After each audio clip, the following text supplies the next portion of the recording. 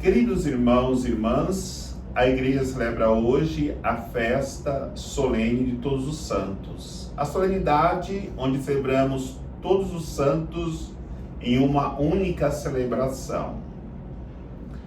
E por isso a igreja omitirá o 31º domingo do tempo comum. A liturgia da palavra traz para nós como textos para reflexão. A primeira leitura é o livro do Apocalipse, capítulo 7, versículo de 2 a 4, depois de 9 a 14. O salmo responsorial é o salmo 23. A segunda leitura da primeira carta de São João, capítulo 3, versículos de 1 a 3. E o Evangelho é o Evangelho de São Mateus, capítulo 5, versículos de 1 a 12, com o texto das bem-aventuranças. Hoje celebramos todos os santos em uma única celebração. E vamos refletir nesta multidão de santos, como vai dizer a primeira leitura do livro do Apocalipse. Uma multidão de povos, raças e nações que louvam a Deus porque obteram a vitória e portam esta palma da vitória. Mas quem é que pode ser santo? Como se chega à santidade? Como fazer para chegar à santidade? Temos que classificar as várias realidades de santidade. Temos Jesus, que assumiu a condição humana como santo dos santos. Temos a Virgem Maria, concebida sem pecado original, que está no grau acima, elevado de santidade. E temos uma multidão de santos. E entre esses santos, temos os patriarcas, os profetas, os juízes, os apóstolos e tantos outros que durante as suas vidas foram buscando a comunhão íntima e profunda com Deus e, consequentemente, chegaram à santidade. Então é importante nós entendermos que todos nós somos chamados à santidade.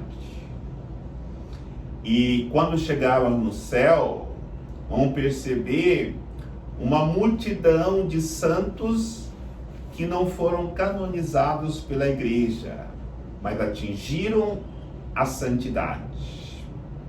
Nossos pais, nossos avós, nossos irmãos, nossos parentes, até pessoa que nós achávamos que jamais poderiam atingir a santidade, jamais imaginaríamos que poderia ser santo, e vamos encontrar lá no céu. Isso é importante porque temos que entender que só alcançamos a santidade na pessoa de Jesus Cristo. Porque, como Jesus diz, eu sou o caminho, a verdade e a vida. E para chegarmos a essa santidade, precisamos caminhar no mesmo caminho que Jesus caminhou. Porque quando ele assume a condição humana, exatamente é para mostrar que é possível ser santo se obedecermos à vontade do Pai e fazermos tudo aquilo que Jesus fez. Agora, o Evangelho de hoje é o itinerário para que possamos atingir a vida de santidade.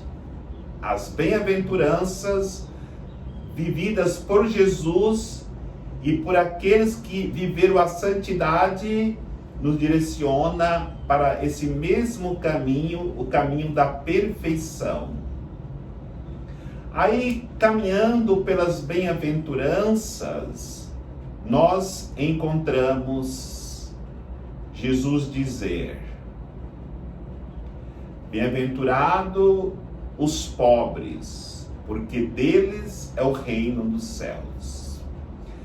Jesus viveu a pobreza em todos os sentidos da sua vida.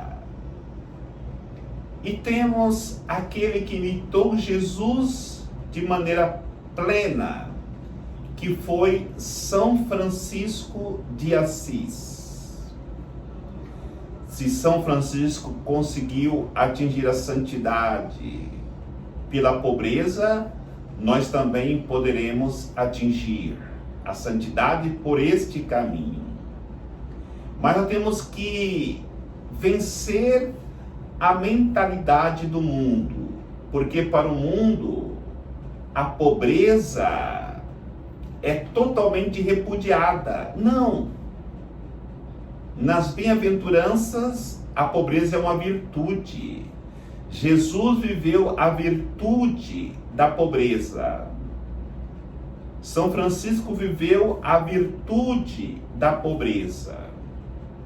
Não confundamos pobreza com miséria. Pobreza é viver com o básico necessário. Miséria é viver sem o mínimo necessário.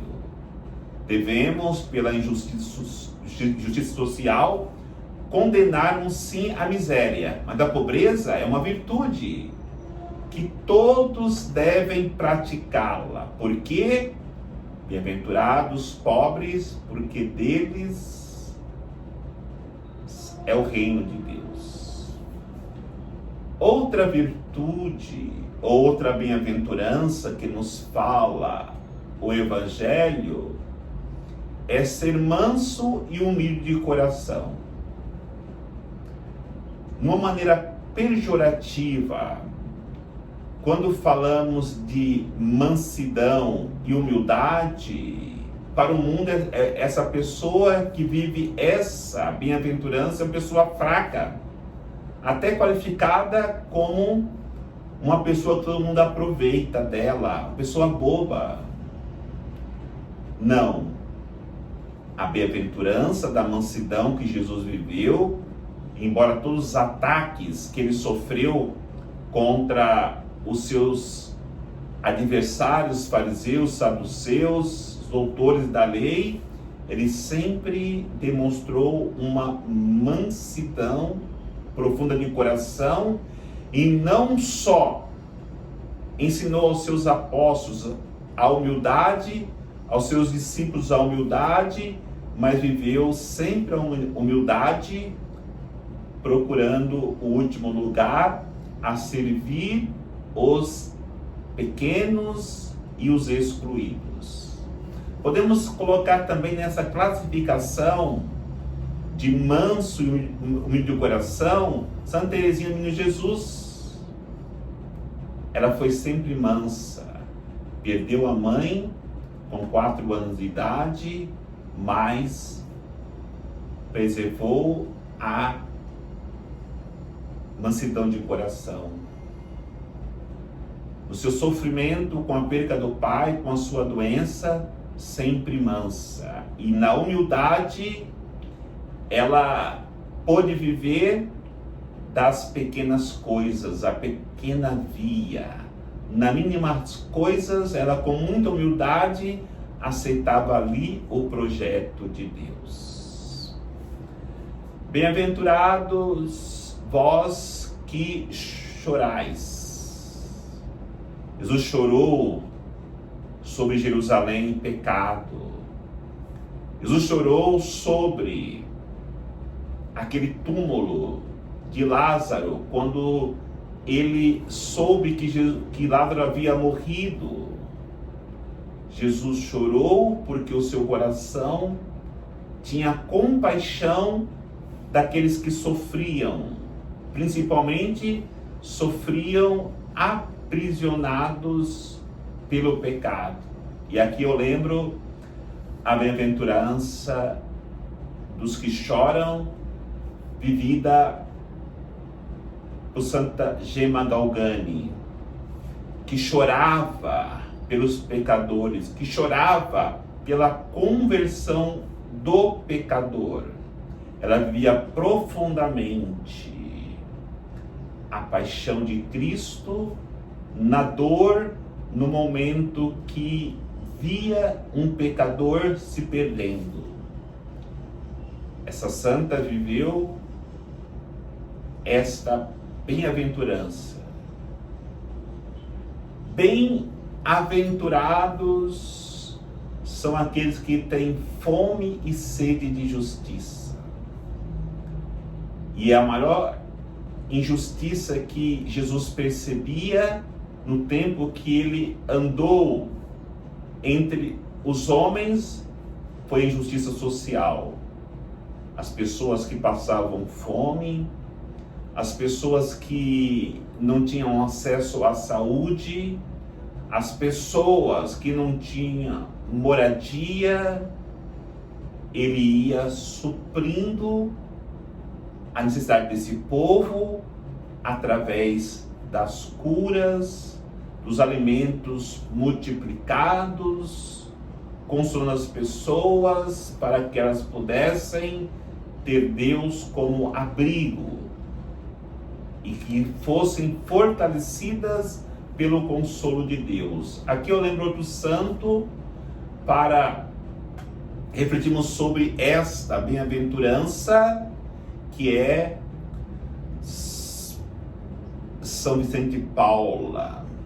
Ali em Paris, naquela cidade grande, ele ia atrás dos pobres, tendo compaixão, porque no seu coração havia uma sede de justiça muito grande para auxiliar, ajudar aquelas pessoas que moravam pelas ruas, que sofriam na miséria, e o seu coração, cheio de justiça, não perdia tempo de auxiliar aqueles que estavam necessitados. Bem-aventurado os misericordiosos. O coração de Jesus misericordioso clama para que a misericórdia seja estendida sobre toda a face da terra e atinja todos os corações. E a misericórdia de Deus tem que agir de maneira mais profunda no coração daqueles que vivem no caminho da perdição eterna. E aqui eu lembro o cura de Ars, São João Maria Vianney, a misericórdia que ele tinha para com aquele seu povo, aquele rebanho que Deus havia lhe dado para que eles pudessem conduzir essas almas para o céu.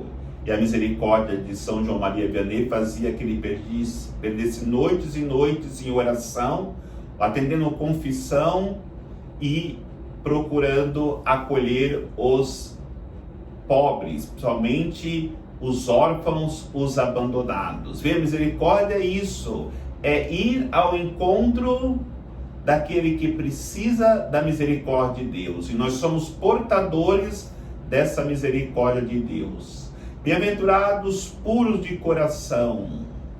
Jesus viu essa pureza de coração, porque Jesus sempre, jamais, diante da perseguição que ele sofria, em nenhum momento mostrou uma realidade de revolta, de ressentimento, ou nas tentações, conhecendo tentações de Jesus lá no deserto, ele deixou-se vencer para poder ir no caminho da perseguição do inimigo e assim violar a sua pureza. Jamais ele deu brecha para isso. Aí eu lembro dos pastorinhos de Fátima, São Francisco e Santa Jacinta. Deus escolhe os puros de coração para revelar os seus mistérios. E assim, Jesus fez com os pastorinhos, porque Jesus queria que eles ensinassem a humanidade para que tenhamos coração puro, como o coração de Jesus é puro. Bem-aventurados aqueles que promovem a paz. Jesus foi o grande promotor da paz. Sempre foi contra a violência, contra a guerra. E aí nós encontramos nosso santo contemporâneo, São João Paulo II, que lutou contra a guerra, contra o comunismo, lutou contra o muro de separação de Berlim, lutou contra a ditadura e anunciou a paz em todos os lugares que ele foi. E por isso esse santo fez mais santos do que todos os papas juntos. Foi o papa que mais canonizou entre os papas da história da igreja, porque ele era o homem que vivia todas as bem-aventuranças, de maneira mais profunda, a bem-aventurança da paz. E ainda temos: bem-aventurados sois vós quando vos perseguirem, quando caluniarem e dizerem todo tipo de mal contra vós. Alegrai-vos naquele momento, seja bem-aventurado naquele momento, porque grande será a sua recompensa nos céus. E aqui quero lembrar os mártires que foram perseguidos e esperaram a recompensa de Deus.